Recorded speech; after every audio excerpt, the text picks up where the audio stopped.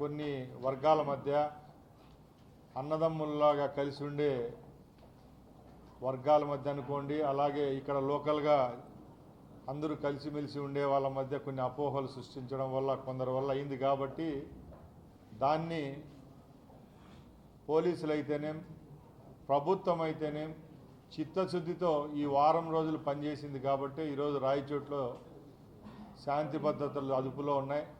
అలాగే ప్రజలు కూడా ఎక్కడ సమస్య లేకుండా వ్యాపారాలు చేసుకుంటూ వాళ్ళ జీవనం సాగిస్తూ ఉన్నారు. ముఖ్యంగా కూటమి ప్రభుత్వం ఏర్పాటైన తర్వాత మీరే చూస్తున్నారు, ఎక్కడ శాంతి భద్రతలకు విఘాతం కల్పించకుండా ఏ చిన్న సమస్యలు తలెత్తినా కూడా సమన్వయంతో జిల్లా యంత్రాంగం అయితేనే పోలీస్ సిబ్బంది అయితే పనిచేస్తూ వచ్చింది.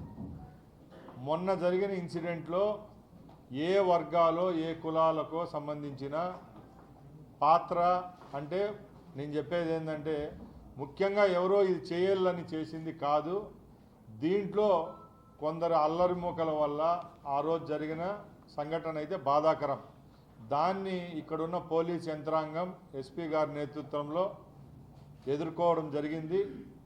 పొద్దున్నేకే ఆ రోజు సాయంత్రం ఇన్సిడెంట్ జరిగితే మరుసటి రోజు పొద్దున్నేకే టోటల్గా లా అండ్ ఆర్డర్ కంట్రోల్లోకి రావడము, వ్యాపారస్తులు వ్యాపారం చేసుకోవడం, రాయచోట్లో చుట్టుపక్కల ఉన్న పల్లెలోళ్ళు కానీ రాయచోటు పట్టణంలో కానీ ఎక్కడ శాంతి భద్రతకు విఘాతం కల్పించకుండా ఎవరి పనులు వాళ్ళు చేసుకోవడం జరుగుతూ వస్తూ ఉంది.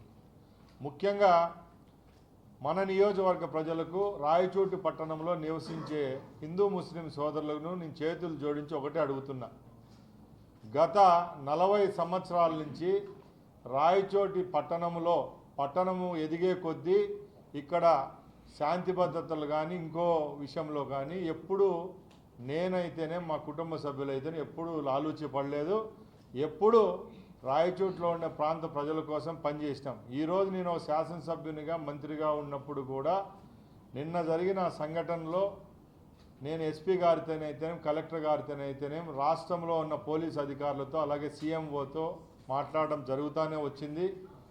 ఈ వారం రోజుల్లో కూడా నేను పోలీస్ వారిని కూడా కోరడం ఒకటే జరిగింది. ఎవరైతే ఈ సంఘటనలో బాధ్యులు ఉంటారో ఈ సంఘటనలు కారకులు ఉంటారో వాళ్ళను మాత్రమే చర్యలు తీసుకోండి తప్పక ఎవరు సంబంధం లేకుండా అనామకులపై కేసులు కానీ వాళ్ళని హింసించడం కానీ అలాంటివి ఎక్కడా జరగలేదు. ఈరోజు ఎవరో కొందరు స్వార్థం కోసం పని కట్టుకొని సోషల్ మీడియా గ్రూపుల్లో చేసిన దుష్ప్రచారాలే తప్పక రాయచోటి ప్రజలు ఐక్యతగా ఉన్నారు, సమన్వయంతో ఉన్నారు, అందరూ కలిసిమెలిసి ఉన్నారు. ఈరోజు ఏ వర్గం అయితే ఈరోజు పండగ పర్వదినాలు జరుపుకుంటా ఉందో ఉపవాసాలు జరుపుకుంటారో వాళ్ళల్లో కూడా 99.99% జనాలు కూడా ఇక్కడ జరిగింది ఎవరో కొందరు వల్లే తప్పక అందరూ దీనికి బాధ్యత కాదని వాళ్ళ నోటి వెండే వినబడతా ఉందంటే ఒకసారి మీరు అందరూ అర్థం చేసుకోవాలా. నేను ఒకటే కోరుకుంటున్నా, రాయచోట్లో 2 వర్గాల మధ్య ఉన్న ప్రేమ అభిమానాలు ఎక్కడికి పోవు, కలిసిమెలిసే ఉంటాం.